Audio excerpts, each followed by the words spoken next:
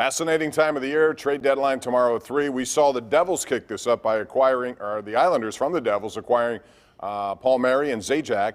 Penguins now with Jeff Carter. Will Graves, I want to ask you about this one. It looks like Taylor Hall is also on the move from Buffalo to Boston. Boston needs some help right now, I thought. But Taylor Hall's not been the same player that he was when he won an MVP. Good deal for Boston, and how does it impact the East? I mean, your hope is that he's so thankful to be out of Buffalo that he just looks like he's 2017, 2018 Taylor Hall. I mean, I think that's, the Bruins have been not great lately. I think he's got 4 career playoff goals, and most of that's because he's been on bad teams for most of his career. So unless he is somehow inspired from above, it's hard for me to see this being like some sort of seismic game changer in the division.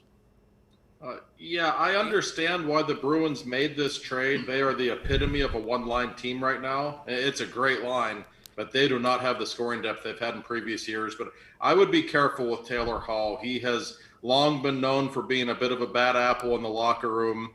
He's never been a great playoff performer. And really, other than his MVP season, I would say he's been a good NHL player, but not a great one. And he's having a terrible season. I realize Buffalo has had many issues, so maybe that's not all his fault. I get why the Bruins did it. I don't think it makes them a contender. I think they're clearly the 4th best team in the Eastern Division right now. Yeah, the Bruins had to roll the dice. They had to try something. And I would love to see that locker room with Brad Marchand and Taylor Hall in there together. That would be for an interesting mix. But, yeah, to Will's point, maybe he goes to the Bruins, he cuts loose. They tell him, hey, we need scoring, and he finds something. Boston had to do something. And you know what? They might do more. The Islanders have definitely stepped up and made some moves that, could make them the favorite if they're not already. It's going to be fascinating down the stretch. Only 14 games left. The Penguins have a great opportunity with some of the scheduling here. Will, back to you on this one. Home ice. Now, in the playoffs, you don't necessarily need it to win a Stanley Cup. The Penguins have shown you that. Other teams have as well. However, they have played very well at home. There's a lot to be said for getting an extra game if necessary, especially a Game 7. How big is it this year for the Penguins? This year, when you look at they're 16-3-1 at home, and the good news is they're winning most of these games in regulation now, whereas early in the season they were relying a lot on 3-on-3 OT or shootouts. I think they have been rejuvenated by the fact that there are fans back in the arena, even if it's a diminished capacity. Maybe by the time the playoffs roll around, things will be eased even more. There'll be more people in there. I certainly think they seem to thrive off of the environment there. That being said, my memories of them at home the last couple of years are basically them losing to the Caps in 2018 and losing to the Islanders in 2019. So I'm really not sure that, it looks great now, but in the playoffs, the last couple of years of track record hasn't been great. I think it's matchup based. If it's the Penguins and Capitals, I don't really think it matters.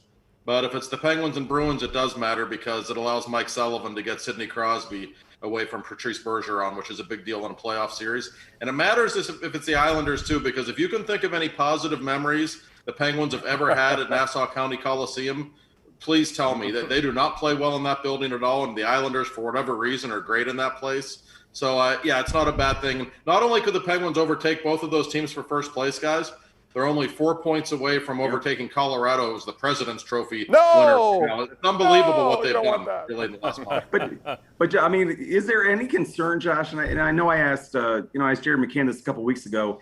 They always play the right way when their stars are out, right? And it's code for basically saying we can't screw up because we don't have the firepower that we have when Gino's playing and now when Kapanen's playing. Josh, do you trust them to keep playing like this when 71's back in the lineup? And there are nights when sometimes, let's be honest, he is not as engaged as 87 seems to be every single night.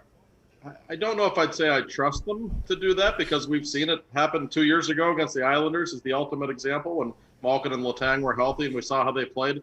Maybe they've learned their lessons, though. I have a good feeling about this team, and I think they're smart enough to realize just how well they've played in the last month using this style. So we will see when they get healthy. But I don't know. I feel like Mike Sullivan's getting through to this team more than he has in the last couple of years. Biggest coaching challenge yet is to make sure they continue to play that way. And as for the home ice advantage, it had started to go away. You've seen road teams win in the postseason, and last year they played in a bubble. So I don't know how big of a deal playing on the road is for any team right now. Yeah, going to be interesting. Power play's playing well too. Jarrett McCann's on it.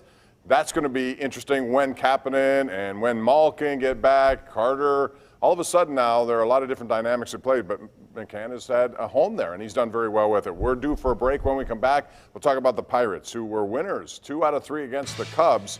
How should this season be judged? What is the measuring stick? We'll get into that next right here on the #1 Cochran Sports Showdown.